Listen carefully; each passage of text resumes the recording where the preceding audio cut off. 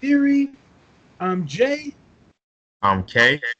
and this is the JK Theory. This is where we talk about anything and everything. Nothing is off topic. We give it to you raw and uncut. And if it's a serious topic, we always throw a little bit of comedy in there. Heck, we throw comedy in it no matter what, right? It's all about having a good time. So in this episode, we're going to focus on WWE. Now, one of the major ideas that we have is naming our top three moments. So these are the top three moments that are just embedded in your head, right? Three moments that you just cannot forget. So I'm going to hand it off to KK. Can you give me one of your top three moments? One of my top three moments. Even though I don't like the Ultimate Warrior, I thought he was a horrible wrestler. But I will have to say when him and Hulk Hogan first got together in the Royal Rumble match, they threw everybody else out and it was just them. And they had this big spectacular stare down and looked at each other, and the crowd was going crazy because it was two baby face. That's one moment that will always stick out for me. Oh, awesome. Okay, okay. So I've got an Ultimate Warrior story too. So this is one of my top three, and this scared the crap out of me when I was a kid. Okay, this was a fight. Ultimate Warrior was fighting somebody in the ring. I don't know who it was. And all of a sudden, who comes out walking down the aisle? Papa Shango. Papa Shango comes out, starts doing all this crap, smoke going everywhere, and starts doing like a voodoo hex at the Ultimate Warrior. Ultimate Warrior starts cramping his stomach, falls on the floor, and starts puking, bro, out of nowhere. And Papa Shango's just doing his thing. And man, I was scared. I'm like, I ain't messing with Papa Shango. I ain't I'm nothing, man, nothing. I always said if I go ringside and he comes out, I'm not sticking my hand out. I'm not messing with Papa Shango. When he did that hex on the Ultimate Warrior, scarred me for life, man.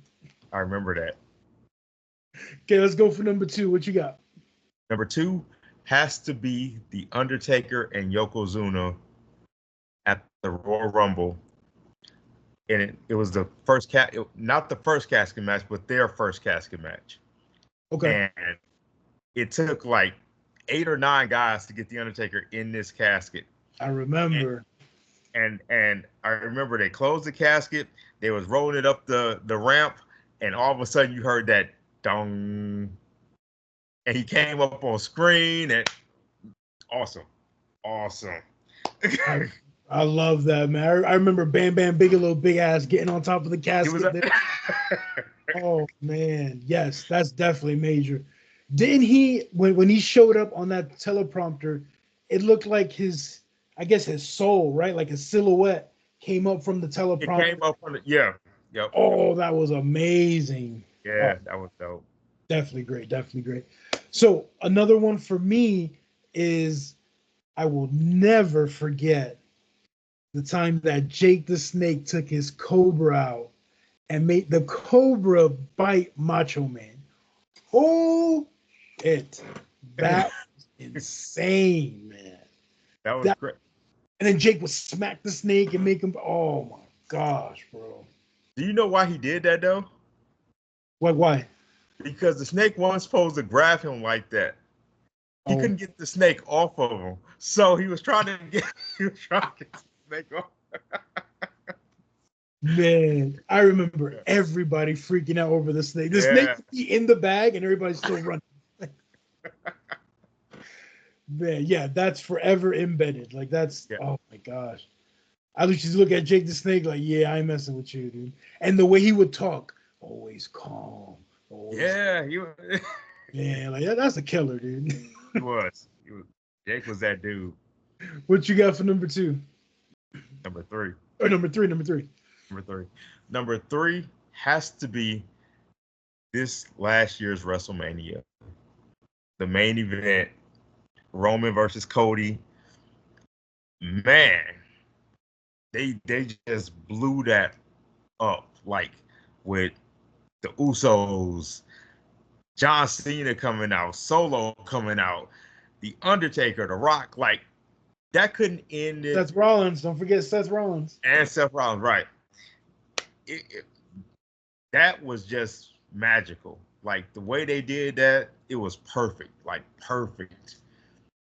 You know, I really thought, and I know you don't like this guy, but they played the Shield music, and I thought Dean Ambrose was gonna come out. I really did, man.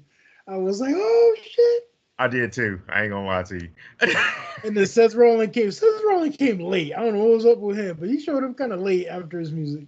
He was injured for real. Oh, okay, okay. He was hurt for real, yeah. And then I was waiting for Austin to show up. They couldn't get it work. They couldn't get that to work because that's who they wanted to come out. That's what so they replaced him with the Undertaker. It was like it was just gonna be just as good, Undertaker. But that place would have blew the fucking rooftop off if Austin music would have hit. Yes. It would. It was perfect though. Undertaker. Yeah. So I saw an interview with Taker. He said that he didn't know for sure it was gonna happen until that day. He was up in the skybox getting drunk. They told him like 10, 15 minutes beforehand. That's crazy.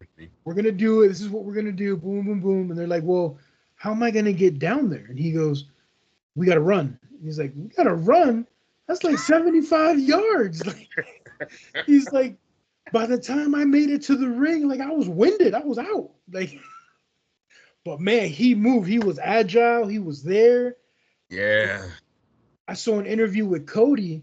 And I watched the tape, the video. Right. I don't know if you noticed this, but when he choke slams The Rock, there's a moment that the Taker takes a couple steps back, looks down at Cody, and he winks at Cody. Kind of like giving him that, it's your turn now. You know what I mean? Yeah. Oh, man, that was dope. Yes, that's definitely a major highlight, man. Oh, that's amazing. So one of the highlights for me is that's embedded, and that no matter what, I can't get it out of my head. It was shocking. It was like everybody was talking. I remember as a kid, this came out in the newspaper as a kid. And it was when Shawn Michaels gave Marty Jannetty that sweet chin music right through Brutus the Barber Beefcake's window pane. Boom! Oh my gosh. That was insane. That made Shawn Michaels. That made HBK. Yeah. That definitely broke up the I'm just a tag team person. Yep. Mm-hmm. That was crazy, man. Oh. Even to this day, if you watch it, I don't think that glass is fake. That had to be real glass because the way it broke and fell, and I was like, holy cow, dude. Yeah, man. That was a moment that I will definitely always remember. Like, yeah. Hey. Absolutely. You know what? I'm glad that me and you were talking about this. We didn't prearrange our answers. Like I didn't know what you were gonna say. Yeah. You know what I was gonna say. So I like that. It's definitely two different aspects of it. Now this next one, I got a feeling we're gonna have some of the same people. So we're gonna go to top 5 technical wrestlers. Top 5 technical wrestlers. I did tell you I couldn't narrow it down to 5. I had to do 7. So I'm gonna have 5 and then 2 honorable mentions because I feel that they have to be mentioned. Okay. So do you want to go 1 for 1, 2 for 2? How do you want to do it? Let's go back and forth, 1 for 1. Okay, back and forth. So I'm gonna go in no particular order. Right. Yes. Bret Hart. Of course. All right, who you got? Well, Bret Hart is on mine too, but I'm gonna go the man of 1,000 hoes, Dean Malenko. He's on mine. Okay. Mr. Perfect. Mr. Perfect's on mine too. Okay. I also got Kurt Angle. Kurt Angle's one of my honorable mentions. I got Kurt Angle in there.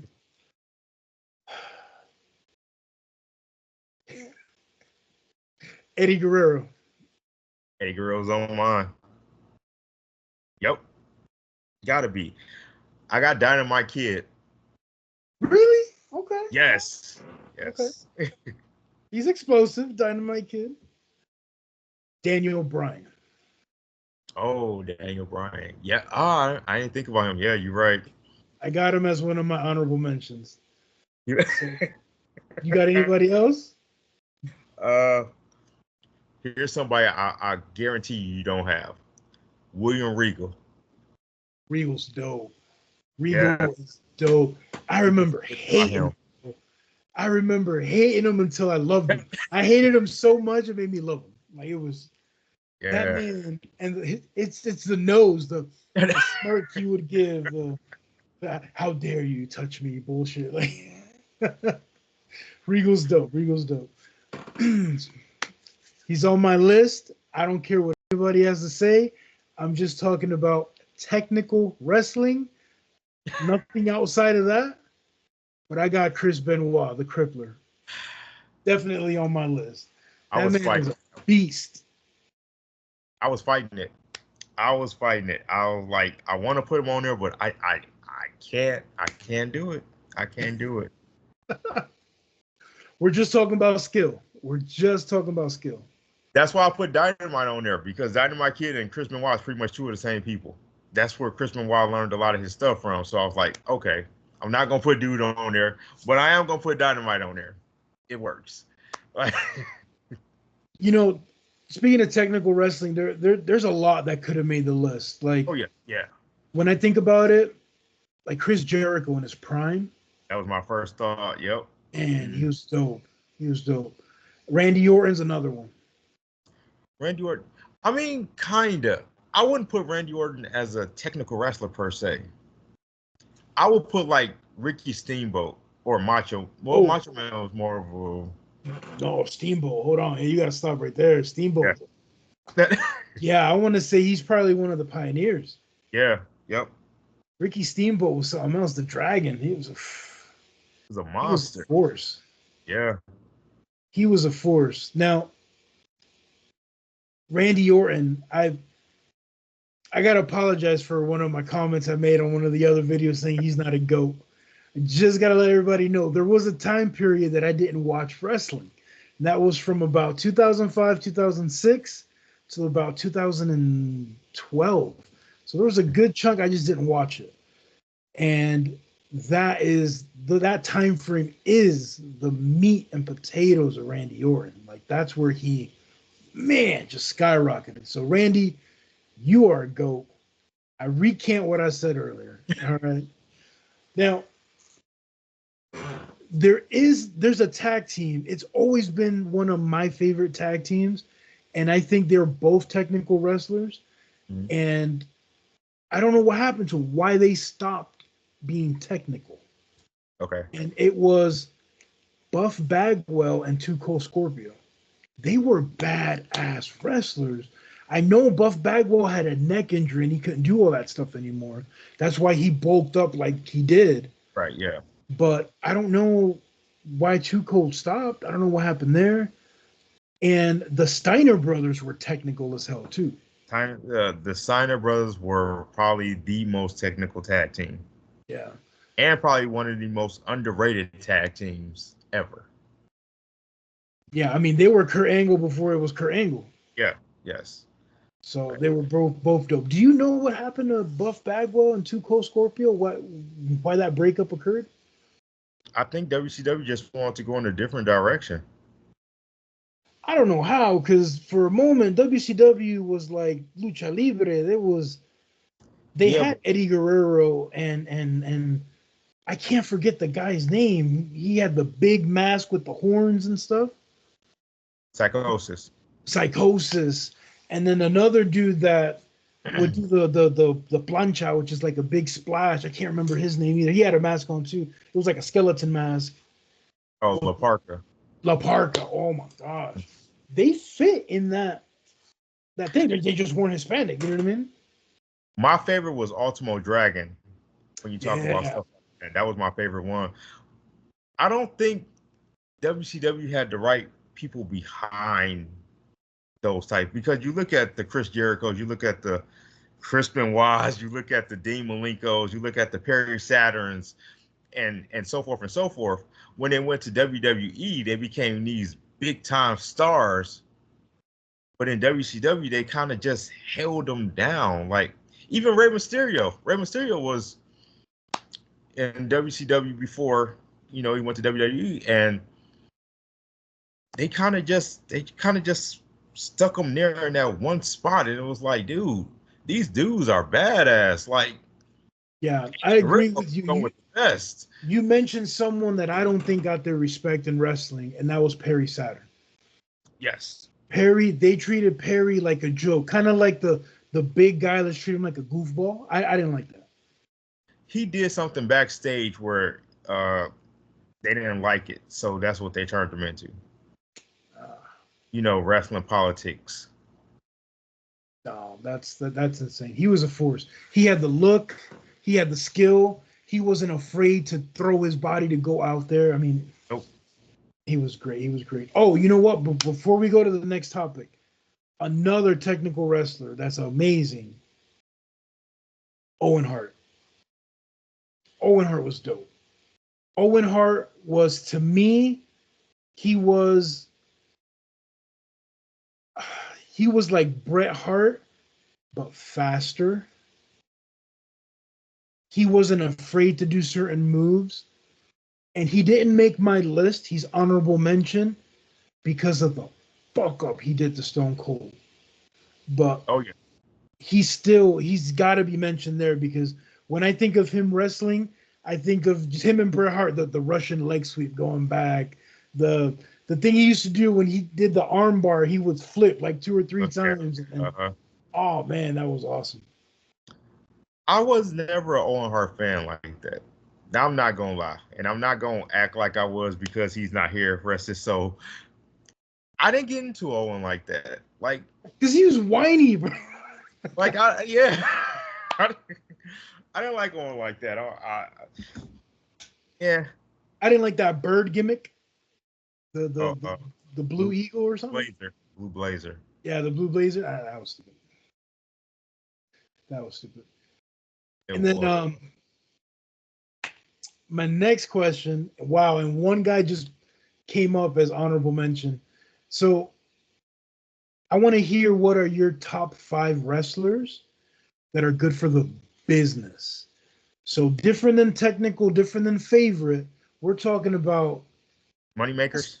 Wrestling's been going on for many years, right? So if you had to pick 5, just 5 that you can pull them from their prime, that's going to put butts in their seats, what 5 would you pick? So we're just going to go back and forth, and we're going to try to one-up each other.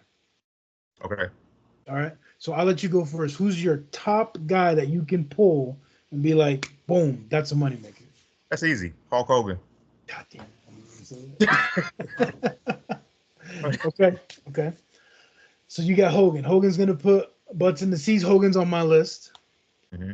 I'm going to go with The Rock. Definitely is on my list, yes. All right. Who you got? Stone Cold. Yep. Stone Cold's on mine. Heck yeah. Man, if he could fight again, that'd be crazy. The next one, I want to say, again, we don't fact check in the JK theory, but I want to say this man has sold more merch, if not more than Hulk Hogan, probably right there with Hulk Hogan. And it's got to be John Cena. John Cena will put butts in their seats. That is true. That is a true statement. I'm going to go Ric Flair. Woo! Nature Boy. Yes. Ric Flair's awesome. I love Nature Boy. I'm going to go with The Undertaker. Undertaker's my favorite. Now, honorable mention, and I just thought of this right now. Sting. Sting was on my list. Sting was always a force in WCW. Oh yeah. We're talking colorful Sting. Yeah. Black and white face paint Sting. He was amazing. Amazing. Oh. Yeah. Anytime I think of Sting, I think of WCW Bash at the Beach. It's just tearing stuff up, man. Wait, was that the one they fucked with him and Hogan? Because yeah, was one that. Well, man, to put butts in seats like that, Could you imagine all these guys in their prime That would have been together? amazing. Yeah. Oh, that would be dope. So we've got our top 3 moments. We've got technical wrestlers. We've got top 5 that'll put butts in seats. Mm-hmm. That's our episode for today on WWE, or should we say just wrestling, period. This is the JK Theory. I'd love to hear what your guys' opinions are on your top moments, on your top technical wrestlers, and on your top 5 wrestlers that'll put butts in seats. If there's somebody that we missed or that we don't know about, I mean, we could have said Andre the Giant, right? Because in his prime, everybody wanted to see him. Yes. You know, NWO could have also put butts in their seats. They were a force to be reckoned with. DX, Triple H. Oh man, Triple H. I think he has the best entrances than anybody. Him and the Undertaker. Yeah. It's like you're watching a movie. Like everything stops. Like how many times you watch Triple H put that water bottle and just wait for him to spit? Wait a minute. It's somebody I forgot for technical wrestlers. I have to mention him. All right. AJ Styles. Okay. Has to go on there. AJ, so I think AJ's up for the nominee for the Hall of Fame for AEW. Oh wow. Yeah, I think he's up. I think I saw something posted today on Facebook about. He was never in AEW. He's up for nomination. Him and R-Truth are up for nomination. Ring of Honor. It has to be Ring of Honor because they were never in AEW. Oh, okay. Yeah. Again, we'll fact check on the JK Theory. This was a post I saw on Facebook. We know how Facebook lies, so we'll see. But anyway, that's our episode. Please leave a comment. If you want to reach out to us or have any questions, we are available, man. Just hit us up on email. So it's thejktheory@gmail.com. So until next time, I'm Jay. I'm Kay. And this is the JK Theory.